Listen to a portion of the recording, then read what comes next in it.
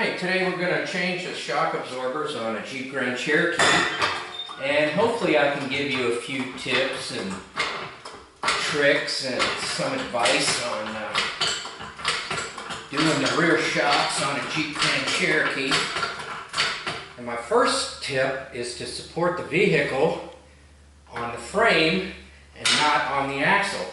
And so as I lower the vehicle onto the stands, you'll notice that the tires keep going down, and then I'll use the hydraulic jack as a backup.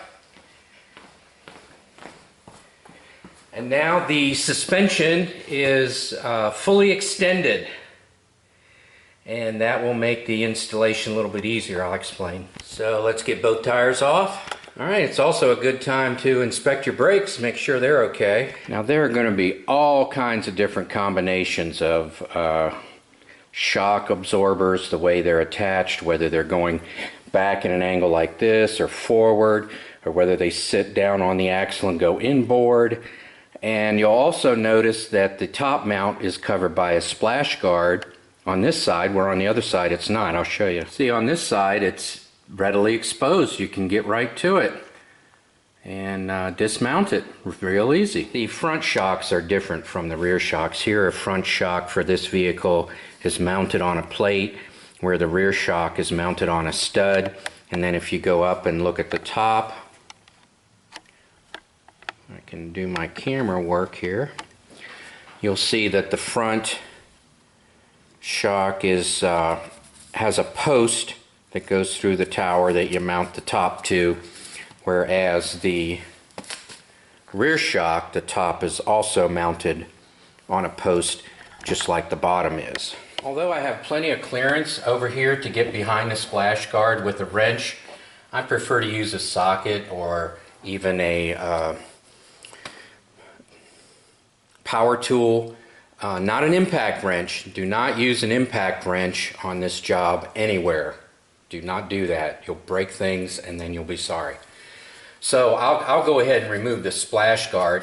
These little rivets, they're called rivets. You can get those pretty much anywhere. I've seen them on Amazon and eBay for, you know, $3, $4, even $1.50 for some cases if you want to wait and have it come from China and just order 25, 50, you know, get a lifetime supply or something. So these little push rivets are cheap and inexpensive, or you can pay $5 for 10 of them at the auto parts store. So I'll just get my panel removal tool and go ahead and pop this guy out. Alright, this one had like 4 of those, I call them rivets, in there. This one actually stuck in here.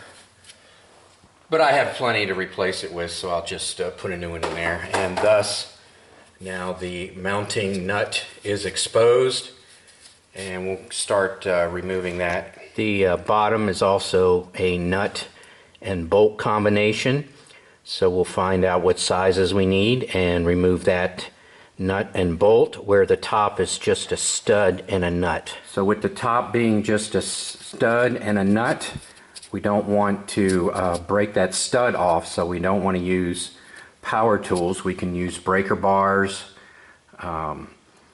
you know, like power ratchets, but not impact wrenches. What you're going to find is most of the nuts and bolts are going to be metric. As a matter of fact, they all pretty much are, except I have found a few cases where my standard tools fit the nut a little bit better. Maybe it was rounded off a little bit or something, I don't know.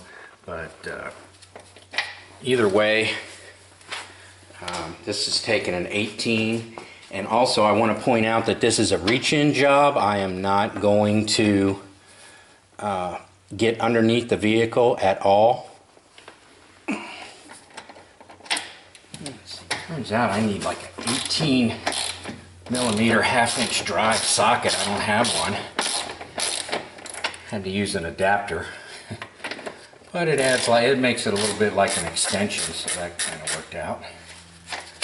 And then the shocks came with mounting instructions that showed maybe like 50 different combinations of mounting, showing you how washers go on and bolts go on, and different combinations of caps and retainers and whatnot if you need it. This one's pretty straightforward.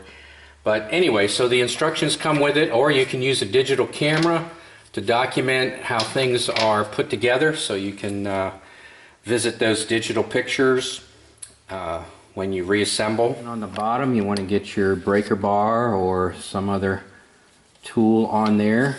And if you don't like the angle and you have a 6-point socket instead of a 12-point socket, what you can do is remove it and then rotate the socket one flat, and that'll change the angle of your breaker bar or whatever tool you're using.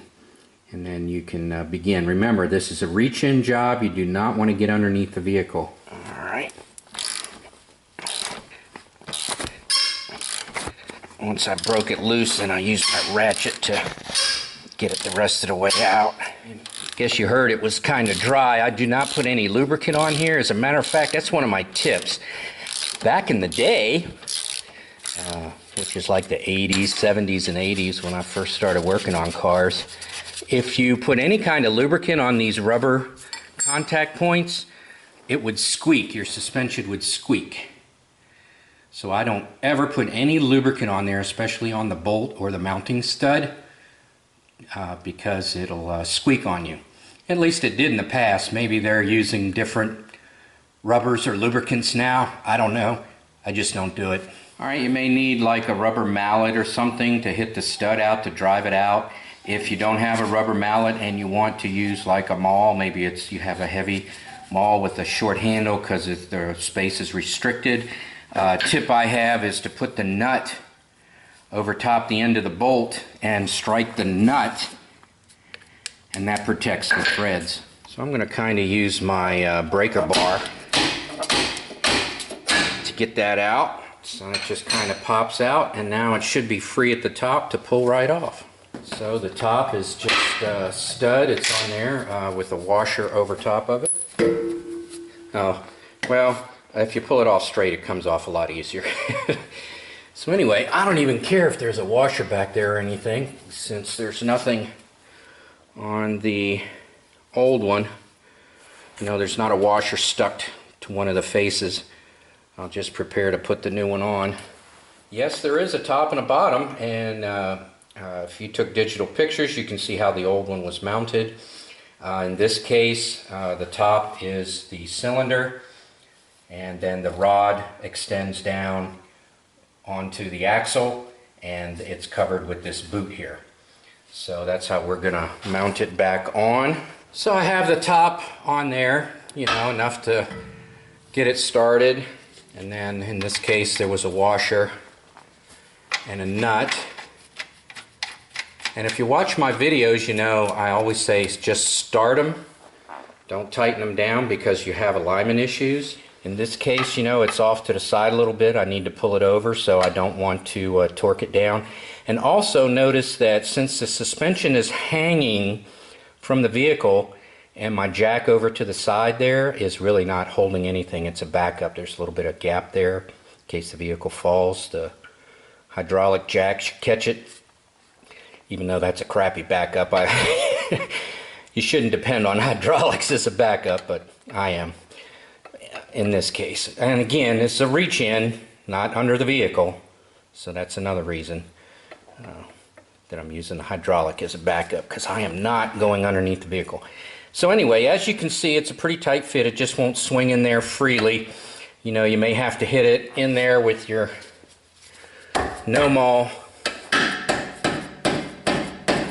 hammer, and then, you know, as it starts to line up with the holes, you can get like a punch or some other slave pin or something to get in there and get it started and put in place. Now, if you had jacked the vehicle up on the axle, it would be compressed, and you may need to have a bottle jack or something to push it up, to get it up in the air to about this height.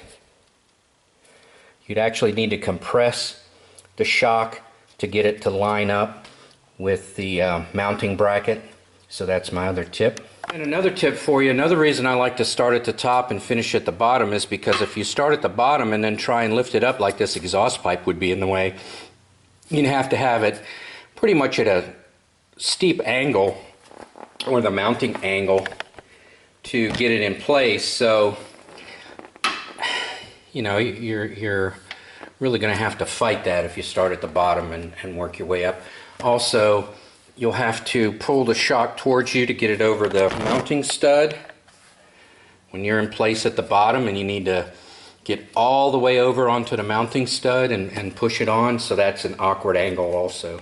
Alright, see how it's misaligned? There's a solid pin in that rubber grommet, and it's just barely wide enough to get in there, so you really have to line everything up before you start hitting the bottom of the shock to push it into place. Use like a punch or something to line it with. Use that punch as like a slave pin or something. Oh yeah, one other alignment trick, if you're really struggling to get that hole aligned and you've suspended the vehicle by the frame and the suspension is just dangling down from the body, then you can just jack the vehicle up a little bit. Move the whole vehicle up, and then that should give you some room to push the shock down in this case. So anyway, just another tip for you. Alright, I still had to drive that through, just make sure that you don't damage the threads. And then there's a flange nut that goes on there. There's no washer in this case, but be sure you put it back. If yours had a washer, put the washer on there. And then you're ready to tighten these guys up. Once you have both the top and bottom started, and you can tighten them up, torque them down. And you really can't over tighten them. If you do, you'll break the bolt before you can really do any damage, because like I mentioned earlier, there's a metal spacer that goes across there inside that rubber grommet, and that acts as a torque limiter. So you can only tighten it so tight before you go metal to metal. Alright, then we'll tighten the top, work everything down, and we're done. Well, this side gets a splash guard and the other side does not. So most automotive repairs involves removing items to get access to the part you're dealing with. So that's pretty normal. So once I get this guy snug down, I get my torque wrench, look up the value, torque it down, put the splash shield back on, and go do the other side. So I was working on the other side when I realized the spring is separate from the shock, so you don't have to deal with the spring at all. There's no compressing the spring and remove it, there's no struts to deal with, and that's the same on the front also. But on the rear it's especially nice, and that's the vast majority of Jeeps, whether it's a Grand Cherokee or any other one, whether it's a newer one or an older one.